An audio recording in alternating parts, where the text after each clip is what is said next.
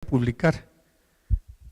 Ya habíamos visto que una de las principales características que determinan es cuál es la probabilidad de que me publiquen en esa revista. También depende de la autoestima. Si uno considera que su artículo es un artículo sólido, innovador, bien escrito, con datos relevantes que tengan interés científico, pues uno lo somete a revistas de buen prestigio y se la juega. Si se la rechazan por algún motivo que no sea de calidad, pues, sino de otras condiciones de interés, ya uno empieza a bajar el estándar. Hace lo contrario de la competencia de salto con garrocha, que cada vez que salta se la suben. Aquí es cada vez que le devuelven, le baja el nivel hasta que encuentre una revista adecuada. Este es el aplicativo que yo les comentaba hace rato de la empresa Elsevier, que son los europeos. Ese se llama Journal Finder, elsevier.com, y dice: encuentre la revista perfecta para su artículo. Pues la palabra perfecta se la regalo, eso no existe, pero es la revista, encuentre las revistas en los cuales usted tiene más opción de que le publiquen su artículo. Entendámoslo así como el lenguaje aquí latinoamericano. Ahí donde dice Paper Title, yo entré el título de un artículo. El título, uno lo entra ahí por cortar y pegar y dice: una propuesta de evaluación de variables familiares en la prevención de la conducta problema en la adolescencia. Ese es el artículo. El título pues no es una, vaya, porque no dice dónde fue hecho ni nada, pero más o menos da la descripción del tema, ¿sí?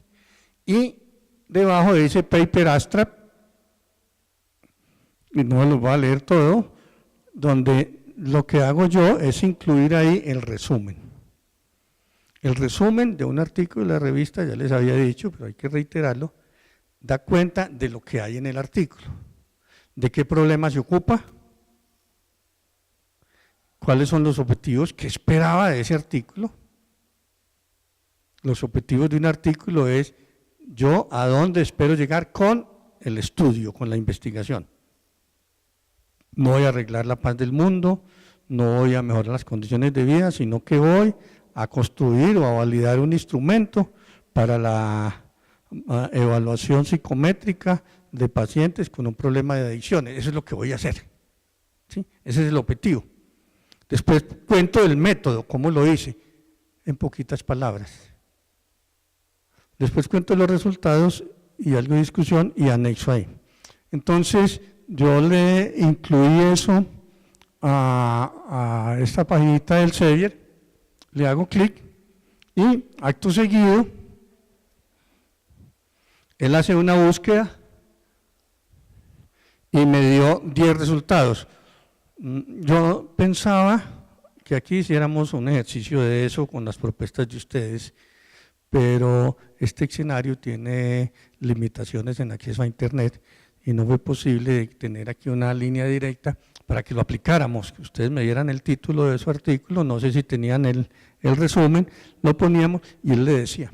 Entonces, para ese tema específico que les mostré, entonces nos dice que la primera opción es la revista de la Asociación Colombiana de Psiquiatría. Mire que yo en el artículo no puse Colombia, para que no digan que está jugando el local, que clasificamos porque Ecuador nos regaló los nada, no, esto lo dice aquí, ¿sí? Y me dio como primera opción una revista colombiana, eso es coincidencial, y nos está diciendo de esa revista los siguientes datos. El factor de impacto, ahorita vemos de él. Este programa de ninguna de esas revistas me dio el factor de impacto, ahorita vamos a hablar de ese tema, ¿sí? El tiempo que se demoran el equipo editorial en estudiar el artículo y aprobarlo, más o menos el promedio, de acuerdo a la experiencia, nos dicen que esa revista se nos demora 13 semanas. ¿Sí? ¿Qué nivel de aceptación tiene? Esa revista acepta el 70% de los artículos. pues no es brutos, ¿no? Está bien, no es una revista que nos apriete mucho, tenemos 70% de probabilidad de que no lo acepten. ¿Cuánto tiempo tarda para la publicación? Después de ser aceptado, se publica en 20 semanas. Si la revista es Open Access, no nos da la información. Entonces, si no es de Open Access, ¿cuánto tiempo está embargado el artículo? Embargar el artículo quiere decir que ese artículo no es Open Access. Open Access es una tendencia con la cual yo estoy completamente de acuerdo, de que la ciencia es un patrimonio de la humanidad y que cualquier persona que tenga interés puede tener acceso a mi artículo. Revistas que no son Open Access quiere decir que para usted acceder a esa revista necesita o la suscripción, estar suscrito a través de un pago, o una compra directa del artículo. Los artículos que no son Open Access, entonces usted llega y encuentra por palabras claves el título. Ese está muy bueno. Entonces le da clic al título y le aparece el resumen. Y él lee ese resumen y, uy, este es el artículo que estaba buscando, y le hace clic. Y después le dice Diners, American Express, Visa o Mastercard. Valor del artículo, $36. ¿Lo quiere? No. Ese es el tiempo de embargo. Cuando dicen 12 meses, quiere decir que después de 12 meses de publicado, ese artículo se vuelve libre y ya lo puede encontrar. Entonces usted no va a encontrar lo último en Guarachas, no va a encontrar los artículos más actualizados, pero encuentra buenos artículos. Hay instituciones de investigación de ciencia que hacen el trabajo por ustedes. Yo no sé si la UIS tiene eso, la universidad tuya o el CES, pero nuestra universidad, la Universidad de Antioquia en Medellín, Colombia, ya pagó por nosotros. Entonces la universidad hace un esfuerzo importante de pagarle a estas grandes corporaciones, al Sevier por ejemplo, y cuando uno entra con su credencial de universitario a través del motor de búsqueda de la biblioteca de la universidad, estos artículos se le vuelven Open Access, pero no porque ellos los den gratis, sino porque la universidad paga una cuota para que las personas tengan acceso. Entonces uno tiene acceso a artículos y un buen artículo es importante. Entonces hay veces uno con su investigación, los $36 siempre son un poco difíciles y no es solo para uno, si son muchos se dificulta cuando tiene acceso libre.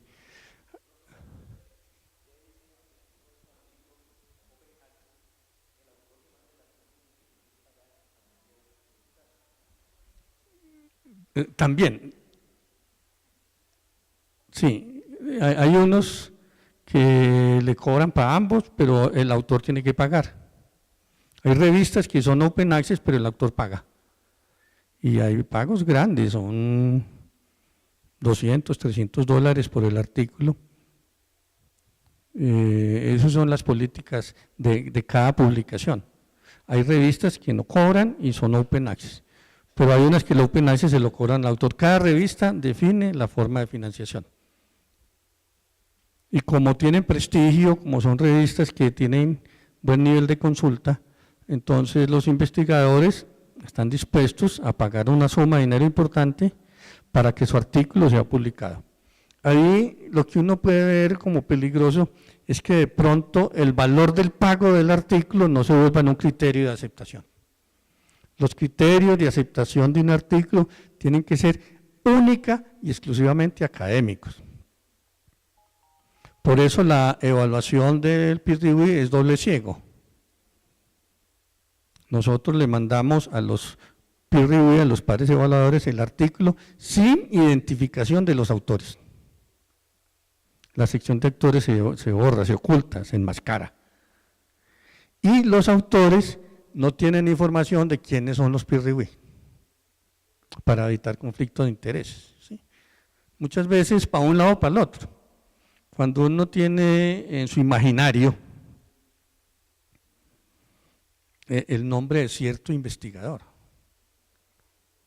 Sí, hablaba hace rato de nuestro investigador estrella que cuántas vacunas han puesto en Colombia de malaria, el doctor Patarroyo. Yo no sé ni una, pero el señor es muy famoso, ¿sí? Entonces llega un estudio del doctor Patarroyo y yo soy un virólogo, un infectólogo y estoy revisando el artículo y leo Patarroyo, digo, como hace Condorito, glup, reflauta. Entonces, cada vez que estoy leyendo me está resonando el apellido del investigador y eso sesga y yo no soy capaz de evaluar el artículo en una forma objetiva porque por aquí está el martillito o es muy amigo mío, es mi colega, o no me cae bien.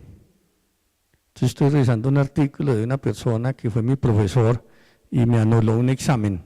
¡Ay! Me dio la oportunidad. En cambio, cuando es doble ciego, yo no sé de quién es el autor no sabe quién es el revisor y se logra eso. Que ese es el criterio, porque el dinero no puede ser una de las variables.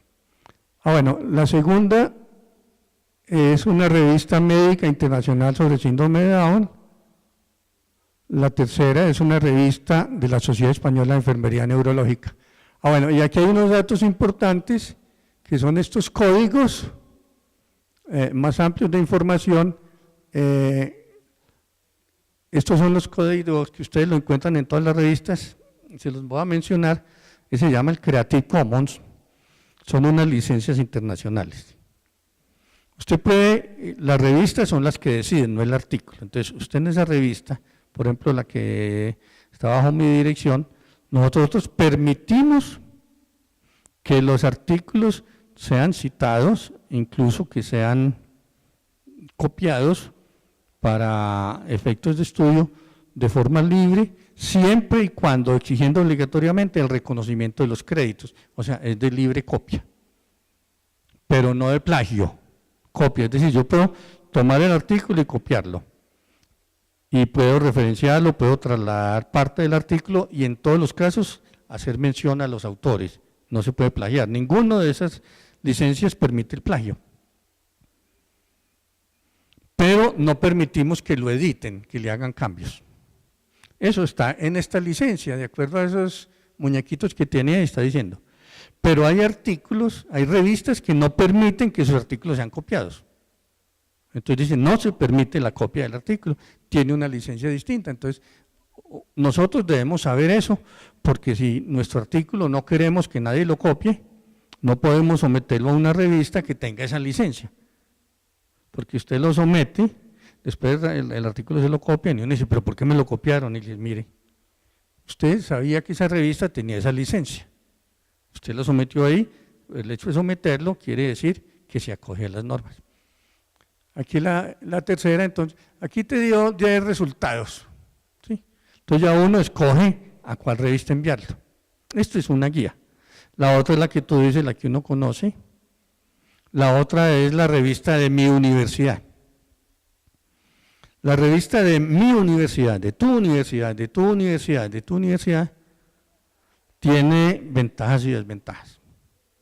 Una desventaja grande es que las entidades que califican las revistas para ese ranking de cuáles son mejores y cuáles no, miran con malos ojos lo que se llama la endogamia. Que quiere decir que nosotros publicamos en la revista de nuestra institución, no publicamos por fuera, y eso puede tener lugar a unas prácticas no muy éticas, porque el editor es mi amigo, el comité editorial son los compañeros míos, entonces puede haber una situación de desventaja. Si la revista es rigurosa, si no hay ese conflicto de intereses, no hay problema. Las ventajas es que si la revista es de la Universidad de Cuenca, sobre investigación clínica, pues la gente espera saber qué pasa en la investigación clínica en la Universidad de Cuenca, y si la Universidad de Cuenca no publica lo de ella, entonces se vuelve en un medio como externo, como para que publiquen los demás. Las universidades deberían tener su propio órgano de difusión. Bueno, esta es la parte de la revista.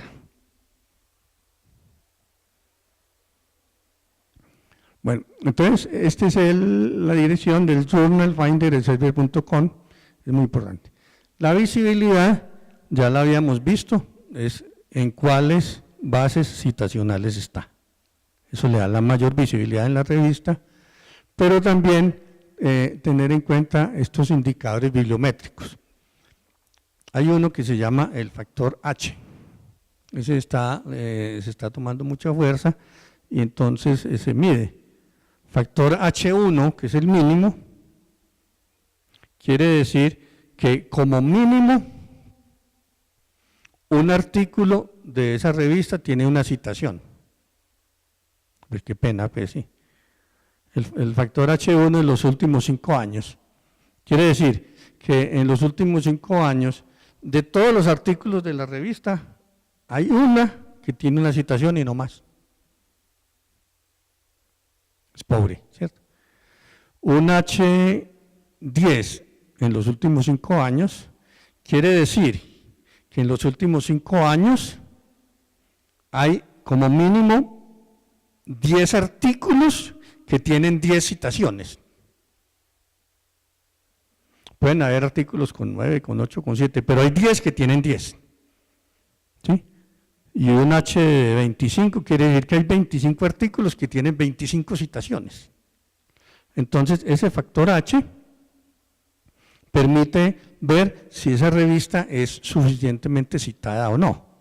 Las revistas que tienen un factor H más alto quiere decir que son revistas donde hay más probabilidad que citen mi artículo.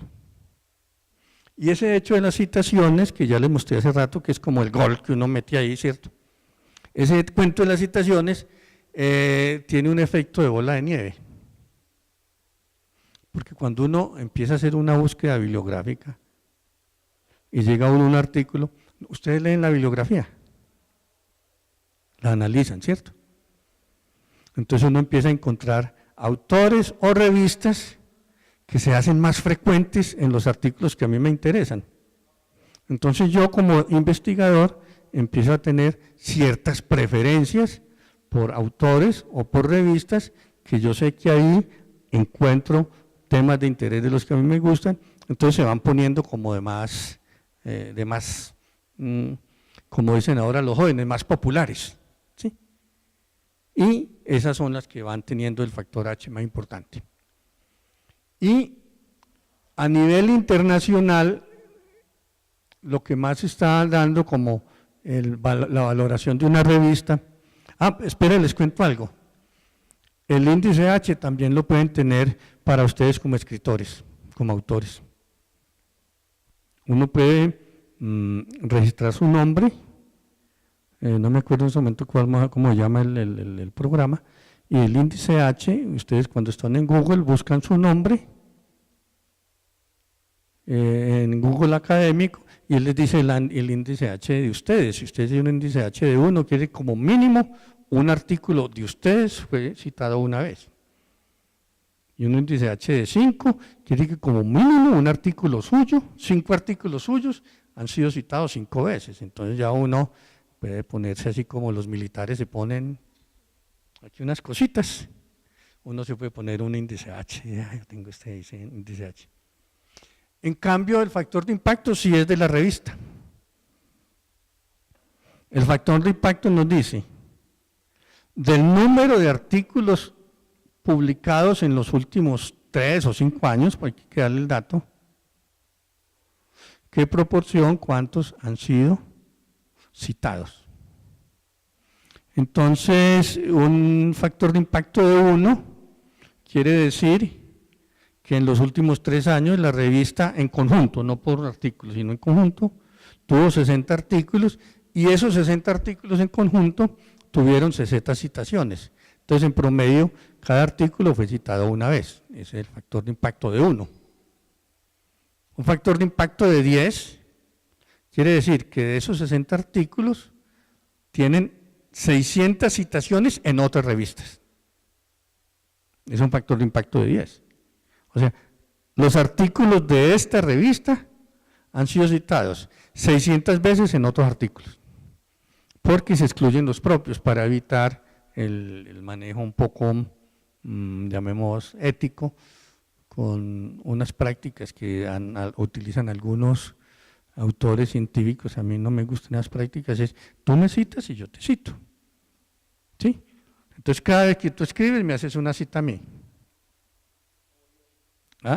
Cada vez que yo escribo, te cito y le ponemos el me gusta en Facebook, todas esas cositas, y eso es una práctica corrupta, porque no es que haya sido el resultado de alguien que nos encontró, nos leyó, le interesó y nos publicó, sino que tengo un amigo que publica y le pongo el me gusta, ¿sí?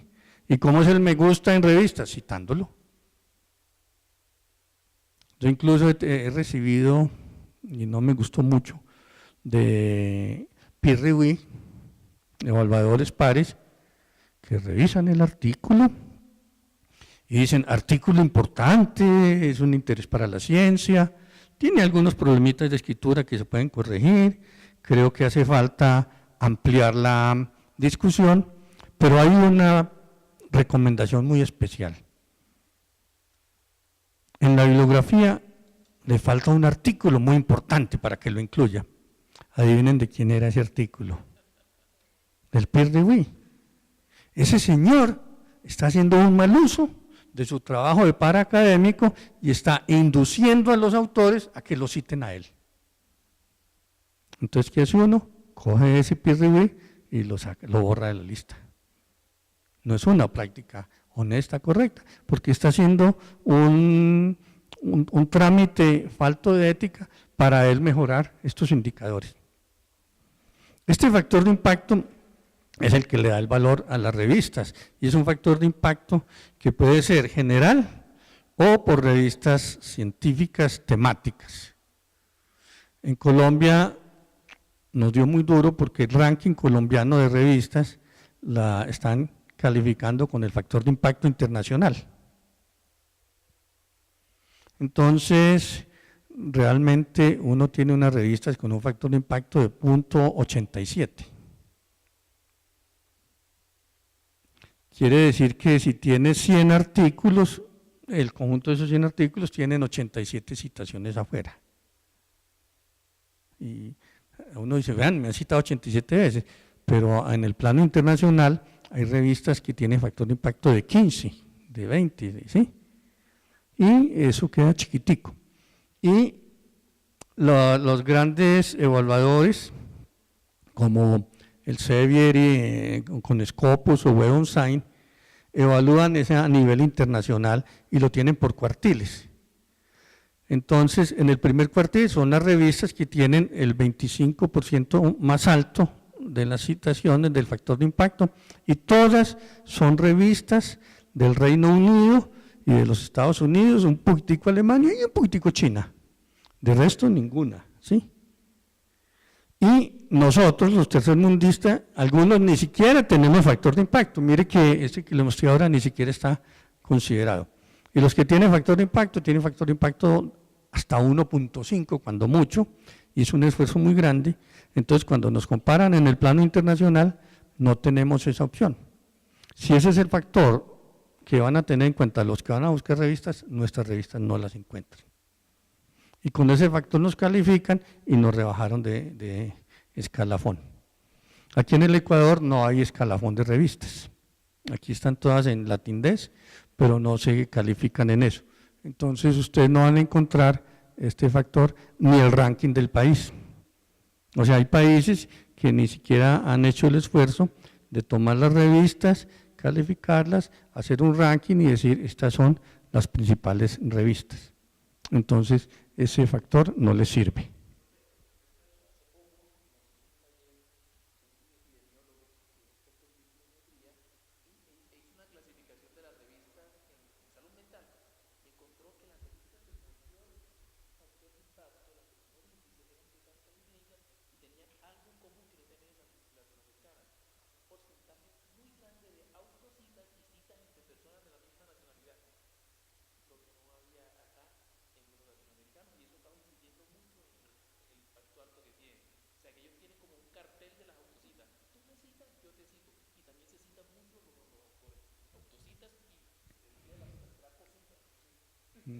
Sí, la autocita es necesaria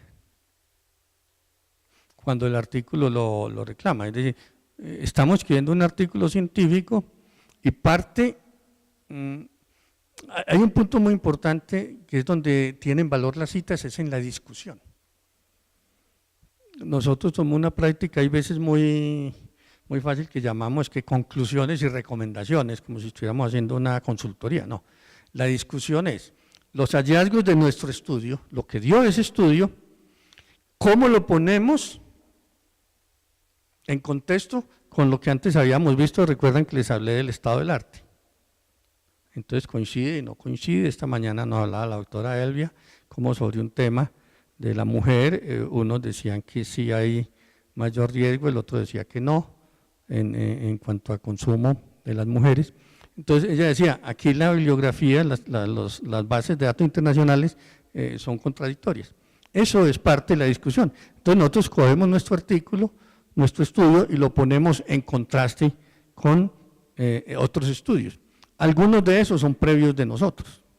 Es decir, si yo tengo una publicación, la publicación es idónea, de buena calidad, y yo necesito mencionarlo, incluso es obligatorio autocitarme, porque les cuento que existe el autoplagio. Si yo no me autocito, entonces me autoplagié. Y eso es una falla ética, es decir, estoy tomando información de otro artículo mío y no le estoy dando los créditos. Entonces la autocita existe. Lo que se debe tener en cuenta es que para estos indicadores deberían excluirse, y hay una recomendación, que se excluyan las autocitas, no tenerla en cuenta. Y el yo me cito, tú me citas, eso es una práctica corrupta que en algunas partes se hace tan evidente que ha sido sancionado, pero la usan mucho. Y ellos son muy colegas entre la comunidad y nosotros somos más rigurosos. Eso pasa algo con el cuento del maíz del Ecuador y el maíz de los Estados Unidos. No sé si ustedes tienen tratado de libre comercio aquí. No, con Estados Unidos no tienen esa desgracia. Nosotros tenemos tratado de libre comercio con Estados Unidos. Entonces Colombia no puede subsidiar la producción de maíz, porque nos prohíbe Donald Trump. No podemos subsidiarla. Entonces a los campesinos que cultivan el maíz los dejamos solos para que se defiendan, pierdan su cosecha, pierdan plata, y la producción es precaria. Y ellos sí subsidian los cultivadores de maíz, y entonces nos venden el maíz de ellos a precio más barato. Lo mismo pasa con la ciencia, con la tecnología, con los vehículos, con la energía, con todo, con el medio ambiente. Somos tercermundistas.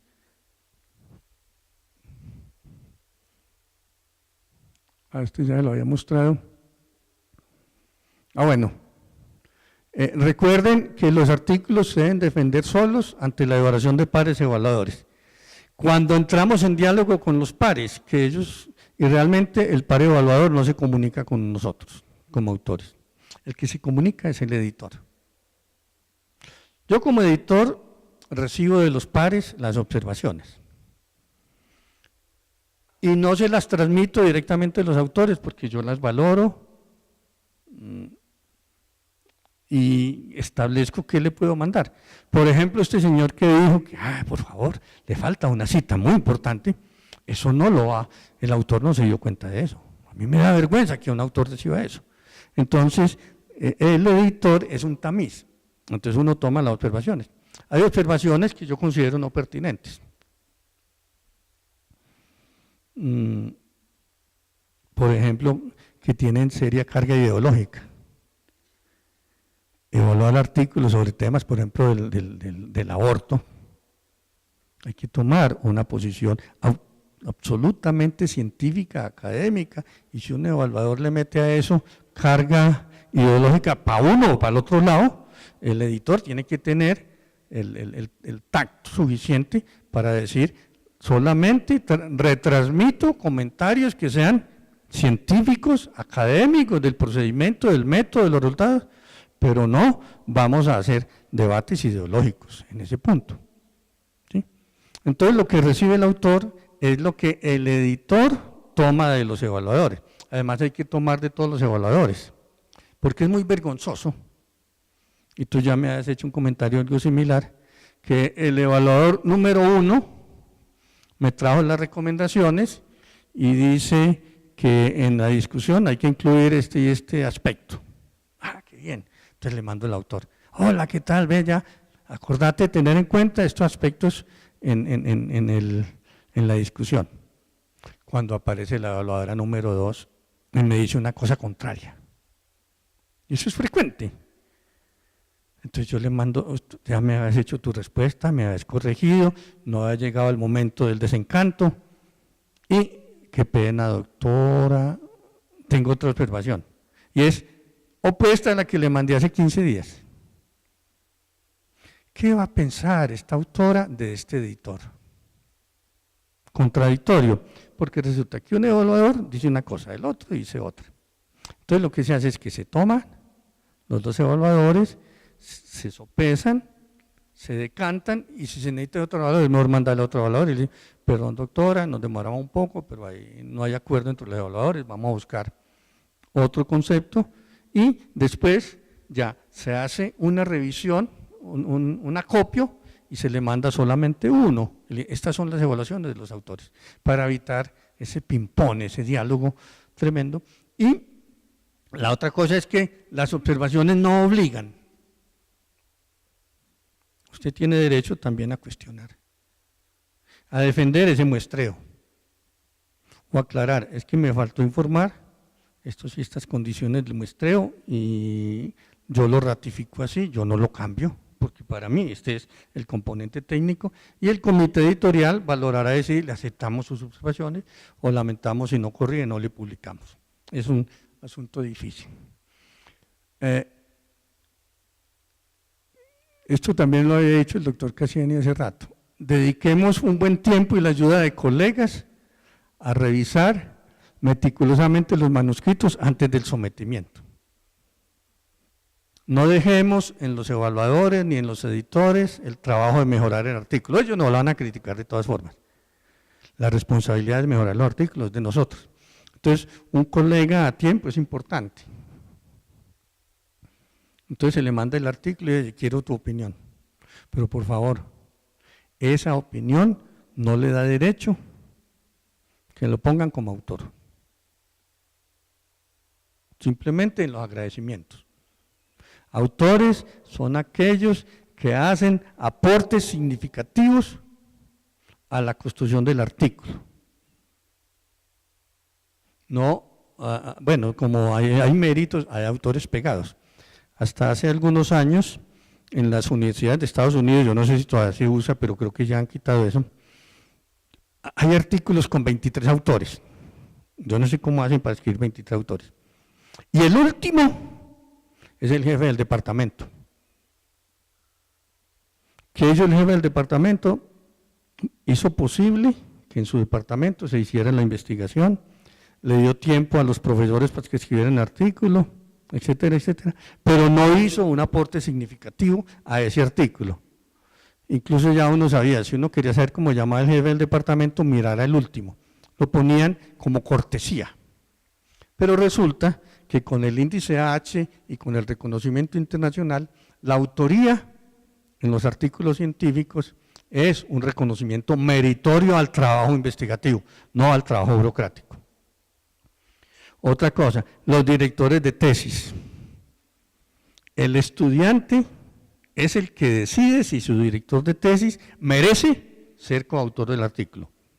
¿Y saben por qué? Porque participó en la escritura, en la revisión del artículo, porque participó en el marco teórico. Por ser solamente director de tesis no tiene derecho a participar en el artículo. Pero como se crean, ay, poneme ahí, eso no, por favor, hay que ser muy riguroso. Y una cosa de la autoría. Yo me llamo Álvaro Olaya Peláez. No me llamo Álvaro de Jesús, bueno, Álvaro Olaya Peláez. Entonces yo ya mando un artículo a una revista norteamericana. Entonces yo me llamo Peláez, A.O.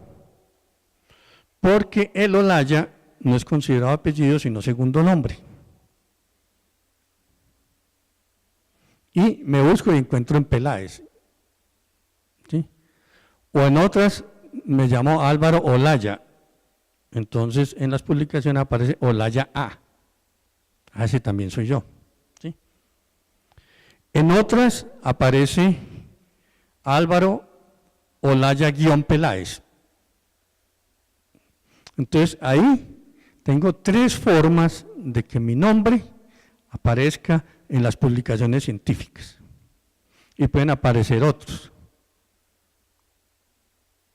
Álvaro Olaya P, Álvaro O. Peláez. Pueden salir todas las combinaciones posibles de mi nombre en internet, en las publicaciones científicas, porque cada revista coge el nombre y lo adapta a sus criterios editoriales, y yo no me daba cuenta de eso. Cuando voy a buscar mi índice H, resulta que esta integridad personal la partieron en 5 partes y no aparece. Entonces, una recomendación muy importante es que definan su nombre de científico, en el cual siempre va a estar en las revistas científicas. Hay un aplicativo que no me acuerdo hasta el momento el nombre, uno se inscribe ahí, le da su nombre.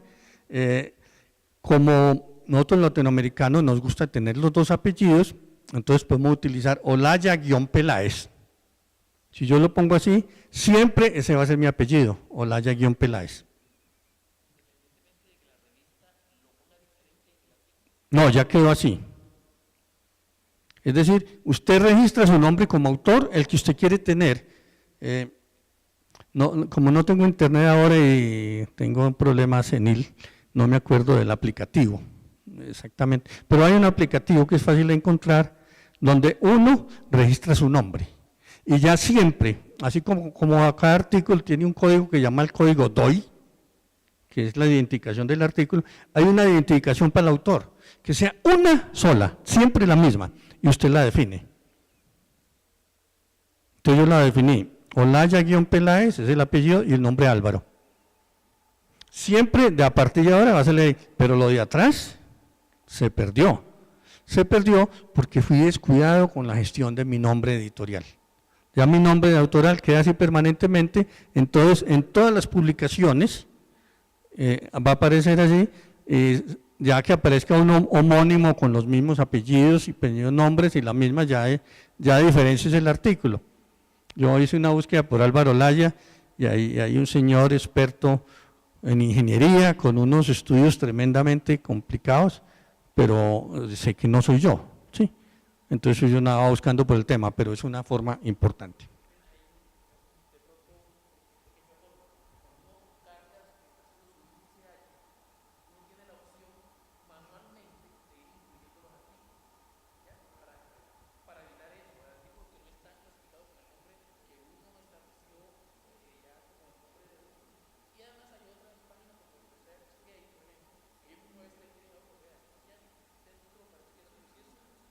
Sí.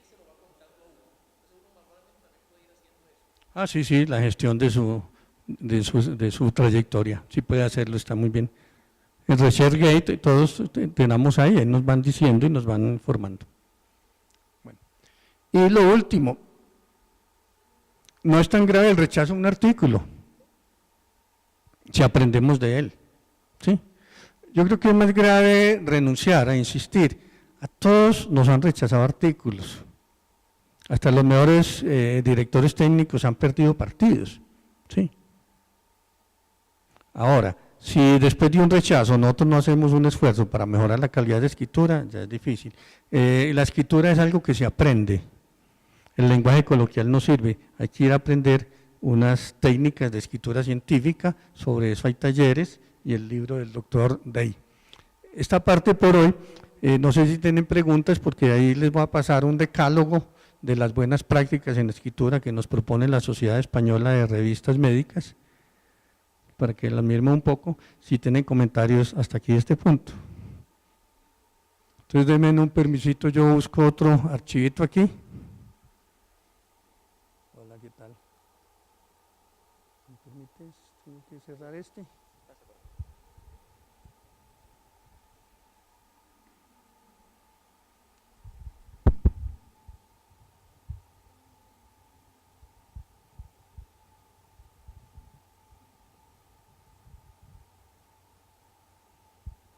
Bote el mouse. Ya me apareció.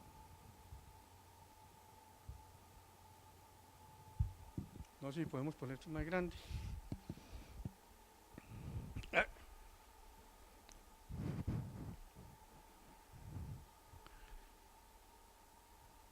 como han preguntado poco, la tarea es que tienen que leer eso. Lo podemos crecer un poco. Así, así. No tanto. Ciérrelo un poquitico. Entonces, primero dice, lo que no se cita no existe. Eso dicen los españoles. Entonces, la meta, el propósito de publicar un artículo es que lo citen.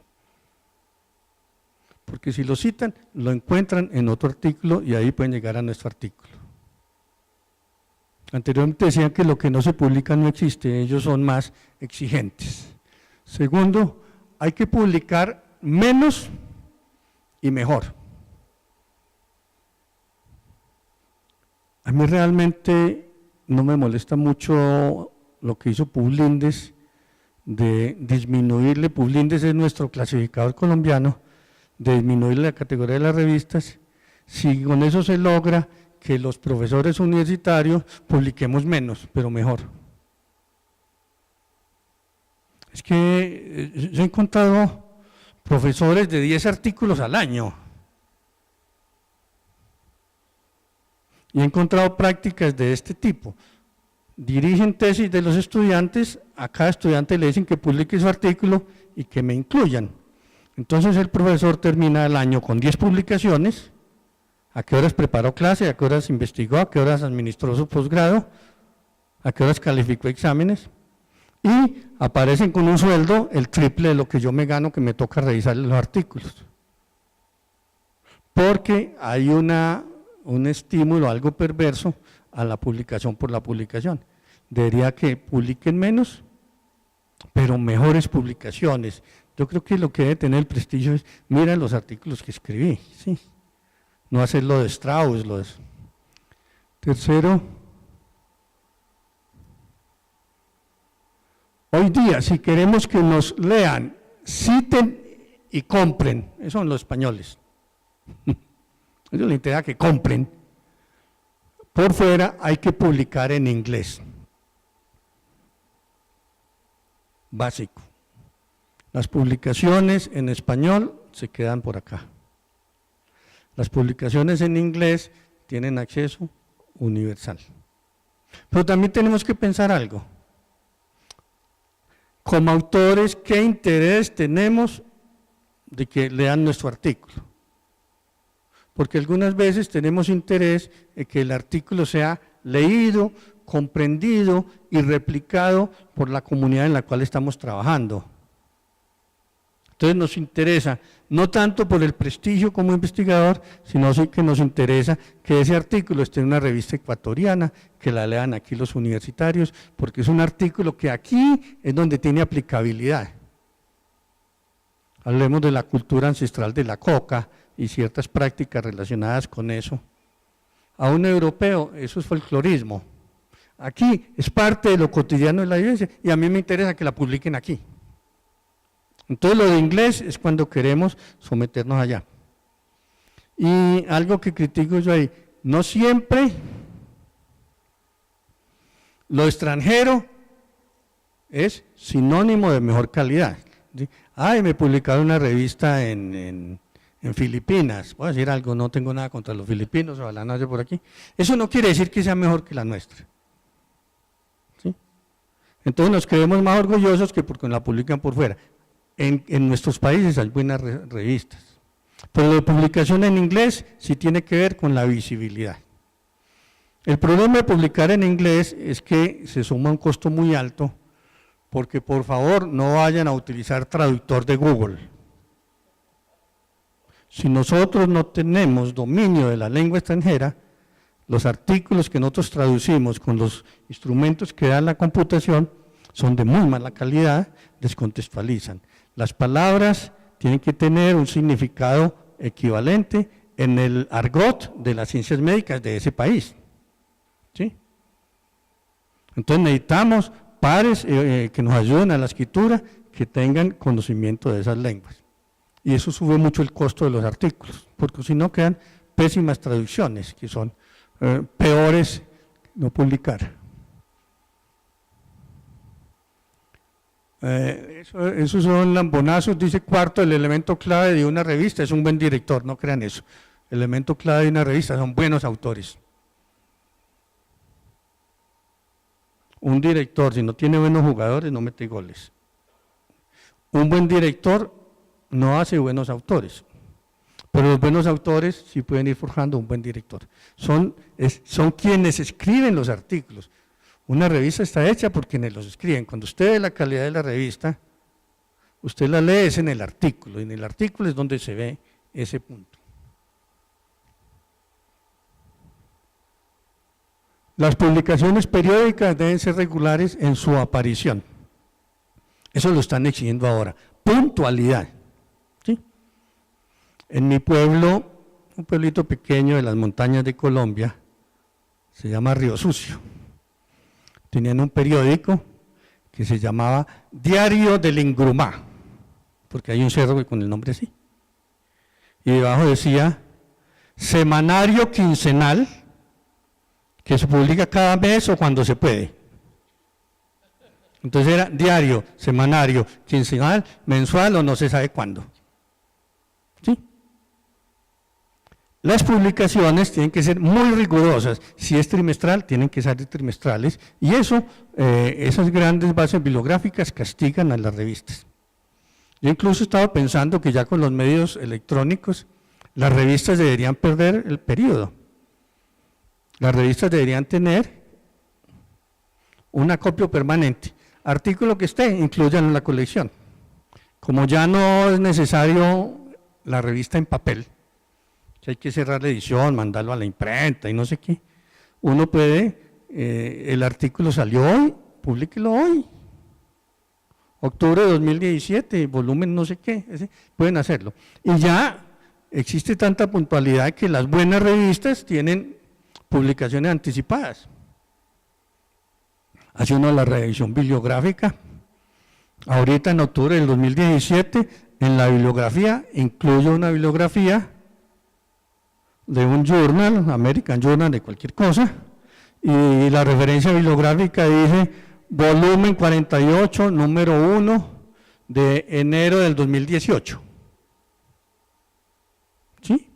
Es posible en este momento que el flujo de los artículos, la gestión editorial sea tan importante que ya esa revista, ahorita en octubre del 2017, ya tenga listo el número de octubre del 2018, eso está muy bien. Ya también nos venden los carros 2018, pues eso sí, todo eso. Pero entonces, esa periodicidad.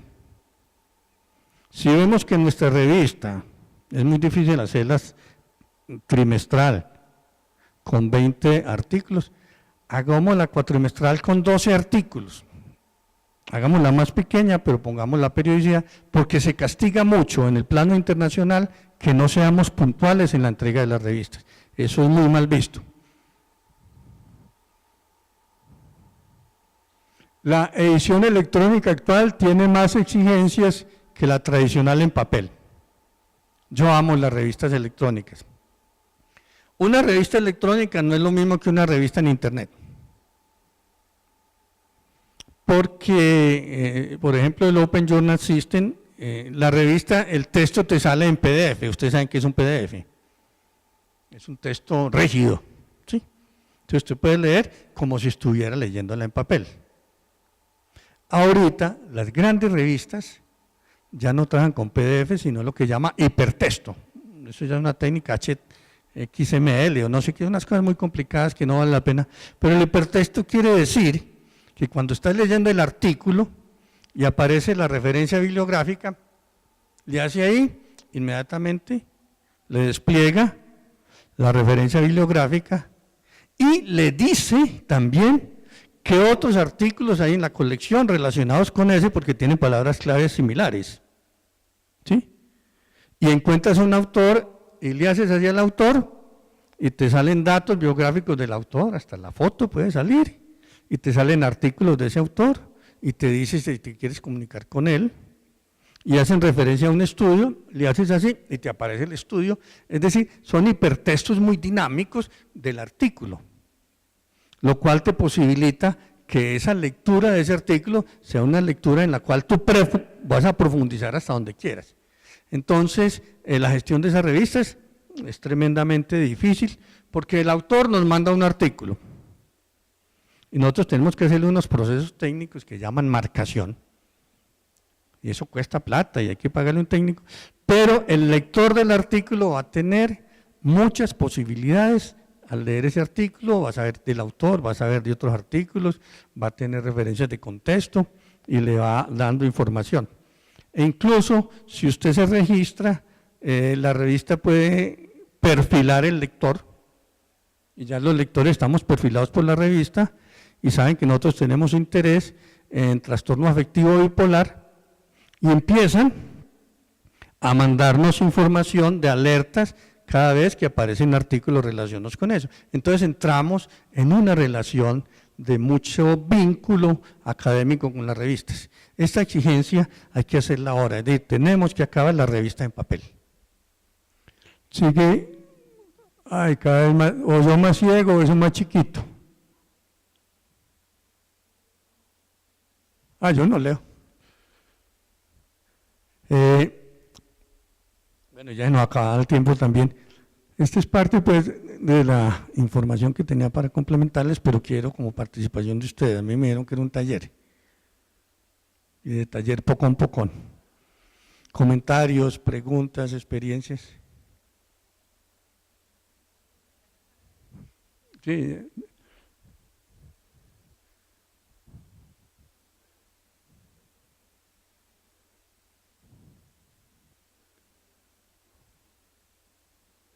Ese octavo es también, no, ese no me interesa.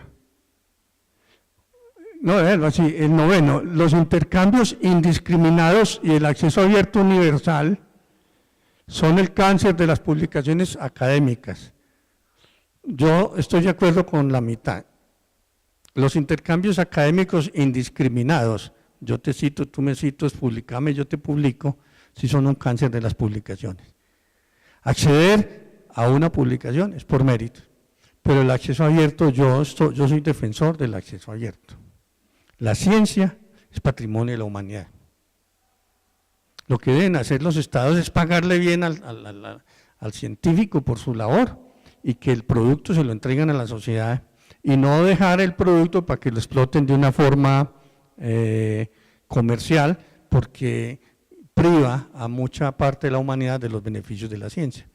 Hace como cerca de 20 años, con el tema del genoma humano, el Departamento de Ciencia de los Estados Unidos tenía un equipo humano muy importante para desarrollar el tema del genoma, y una entidad privada llamada Celerón, un laboratorio particular, empezó a pagarle más dinero a los investigadores de la oficina del Estado para que desarrollaran también la investigación del genoma, y había una carrera, el que la sacara primero. Si la sacaba primero la entidad privada, la información del genoma humano se convertiría en propiedad intelectual de particulares.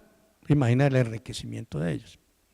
Entonces, en ese momento, el presidente de los Estados Unidos era Bill Clinton, y el primer ministro de Inglaterra, el Reino Unido, Tony Blair, hicieron un acuerdo diciendo que la investigación del genoma humano sería exclusivamente patrimonio de la humanidad y que no podía ser por ningún motivo entregada como propiedad intelectual de terceros.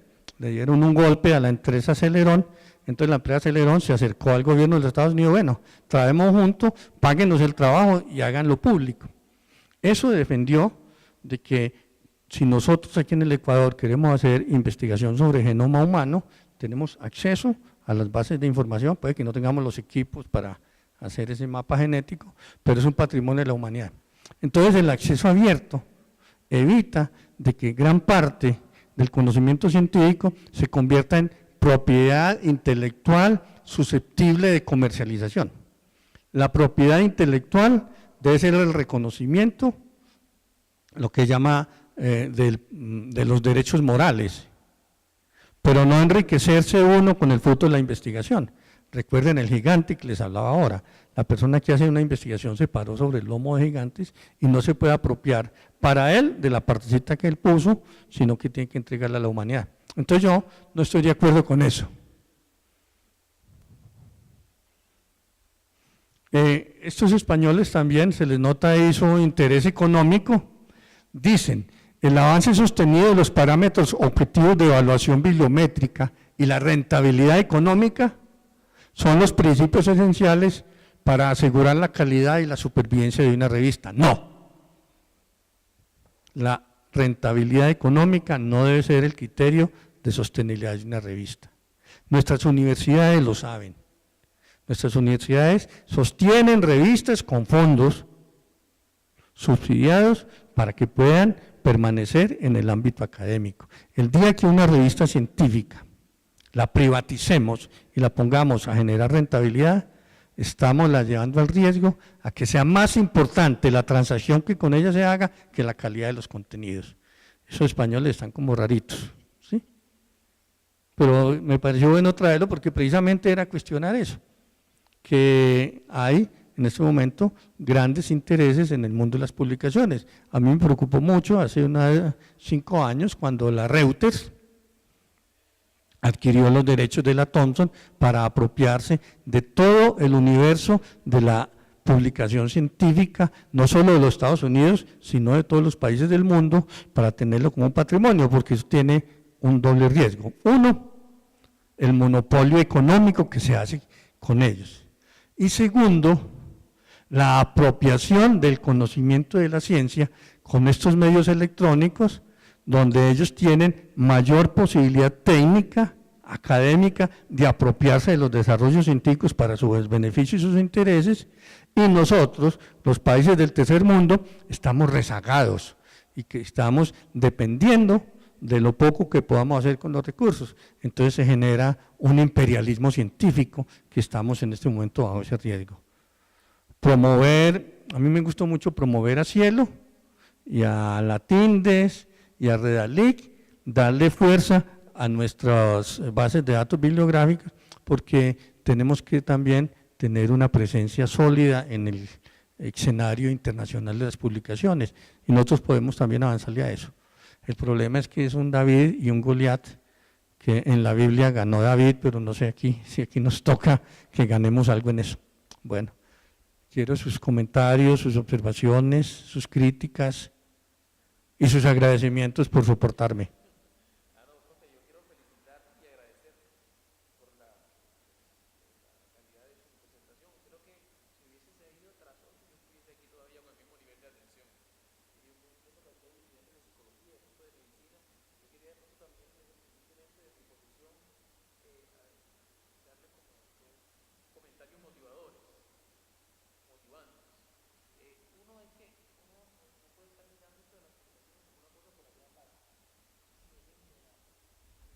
Cuando usted se mete a investigar, ya usted está publicando. Y yo desde mi punto de vista lo digo por dos cosas. Uno para que hace una pregunta de investigación, para que ese resultado tenga un impacto positivo en el entorno donde uno está.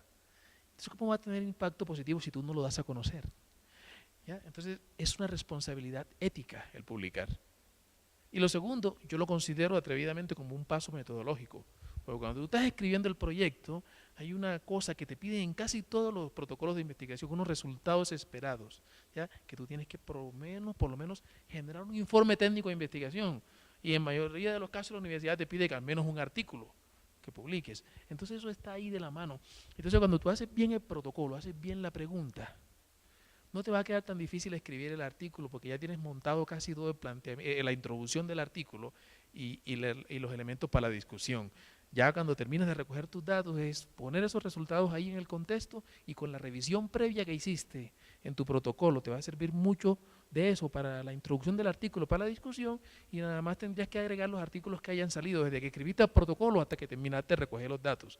Pero el secreto a veces para que las publicaciones salgan bien y rápido, como decía el profe, después de terminar el artículo, es hacer un excelente protocolo. Y lo más poderoso para que el protocolo salga bien es una excelente pregunta de investigación. ¿Ya? Los investigadores de raza se caracterizan es porque hacen muy buenas preguntas. Ya de lo otro de pronto puede ser un poco más técnico, pero la profundidad de una pregunta que esté bien hecha, ya, que sea pertinente, que sea innovadora, yo pienso que eso es como que la parte esencial ahí.